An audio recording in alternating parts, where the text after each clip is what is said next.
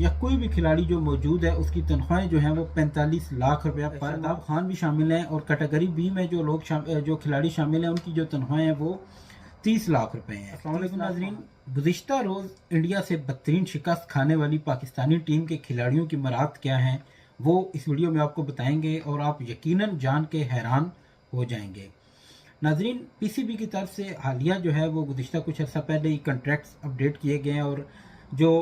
Categories बनाई जाती हैं खिलाड़ियों की, कुछ खिलाड़ी कैटेगरी ए में होते हैं, कुछ बी में होते हैं, कुछ सी में होते हैं और इसी तरह कुछ डी में होते हैं। और आपको ये भी बताएं कि जो कैटेगरी ए में जो खिलाड़ी शामिल हैं उनकी तनख्वाहों में 202% तक का जो है वो इजाफा किया गया है। अब कैटेगरी ए के आपको खिलाड़ी बताते हैं, मेरे पास ये डॉक्यूमेंट मौजूद है और इसके अलावा आपको जो कैटेगरी ए के खिलाड़ियों की तनख्वाहें हैं वो भी आपको बताते हैं। कैटेगरी ए में बाबर आजम, मोहम्मद रिजवान और शाहीन शाह अफरीदी मौजूद है और उनकी तनख्वाहें जो कैटेगरी ए में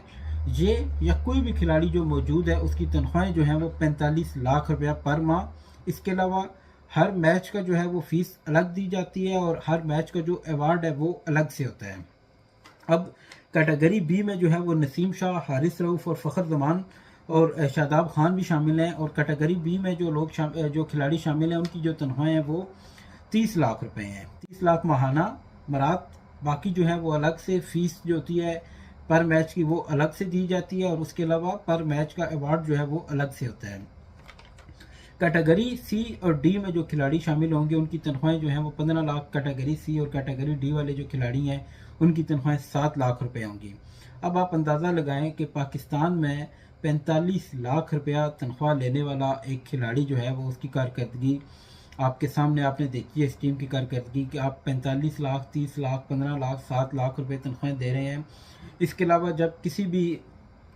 मैच के लिए जाते हैं, बैरूनी ममालिक के जो दौरे होते हैं उसमें टीम के तो अखराजात अलग से होते हैं, जहाँ पे स्टे किया जाता है वो अखराजात अलग से होते हैं और जो साथ अमला दीगर होता है उसके अखराजात अलग से होते हैं। गुज़िश्ता जब ये अमेरिका से इनकी शिकस्त हुई तो उसके बाद एक मुतालबा जो है वो ज़ोर पकड़ता जा रहा है सोशल मीडिया पे बार बार के जो अखराजात आए हैं दौरा अमेरिका के पाकिस्तान क्रिकेट टीम के और दौरा इंग्लैंड के, उसकी जो है वो तफसीलात सामने आई गई क्योंकि इंग्लैंड में भी आपने वो देखा है कि वो सीरीज़ यहाँ से हारे हैं। अमेरिका से भी मतलब अफसोस की बात है कि इतनी बुरी कारकर्दगी इस टीम की रही है। आप अंदाज़ा लगाएं कि हालांकि मैं मैच में इतना इंटरेस्ट नहीं लेता लेकिन इसके बावजूद जब ये कारकर्दगी हम देखते हैं और बदले में क्या हो रहा है कि एक ऐसी अवाम जिसके पास खाने के लिए रोटी नहीं है वो अपना पेट काट के तो इनके लिए जो है तनख्वाहों की अदायगी के लिए जो है वो अपना हिस्सा डाल रही है और बदले में कारकर्दगी आप सबके सामने है।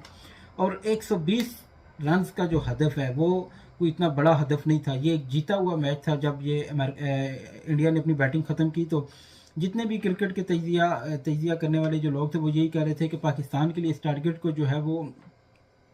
कोई मुश्किल नहीं होगा ये मैच जीतना। ये जीता हुआ मैच था जो हारे हैं और कारकर्दगी आपके सामने और तनख्वाहें आप देखें कि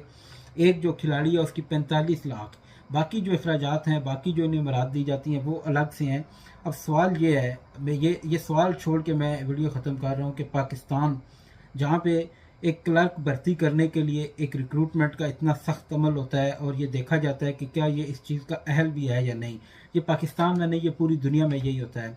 और उस मुल्क में जो है वहाँ पे क्रिकेटर रखे जा रहे हैं और हर तरफ से आवाज़ें आ रही हैं कि सिफारशी बुनियादों पे जो है वो टीम में खिलाड़ी शामिल किए जा रहे हैं। मतलब आपने 7 लाख भी अगर आपने किसी को देना है, मैं सबसे कम कह रहा हूँ कैटेगरी डी में जो खिलाड़ी शामिल हैं उनकी 7 लाख तनख्वाह है। अगर आप एक क्लर्क को जो है उसकी रिक्रूटमेंट के लिए आपने इतने इदारे बनाए हुए हैं और उसके बाद जो है वो इस प्रोसेस से गुजर के आता है ताकि उसकी अहलियत आप जांच सकें, तो क्या जिन्हें आपने 7 लाख से 45 लाख तक तनख्वाहें देनी है आपके पास कोई ऐसा तरीक़ाकार नहीं है कि आप इनकी कारकर्दगी जांच सकें? और अगर कोई सिफारशी आ जाता है जिसकी कारकर्दगी ठीक नहीं है तो क्या आपके पास कोई ऐसा तरीक़ाकार भी नहीं है कि उस सिलेक्शन कमेटी से पूछा जा सके कि आपने किस बुनियाद पर इसको सिलेक्ट किया है? तो ये एक अहम सवाल है जो मैं पाकिस्तानी अवाम के सामने छोड़ के तो इस वीडियो को ख़त्म करता हूँ। मेरा मकसद सिर्फ आपको इनकी मराद बताना था कि कितनी भारी तनख्वाहें जो हैं वो ली जा रही हैं और बदले में कारकर्दगी जो है वो आप सबके सामने है।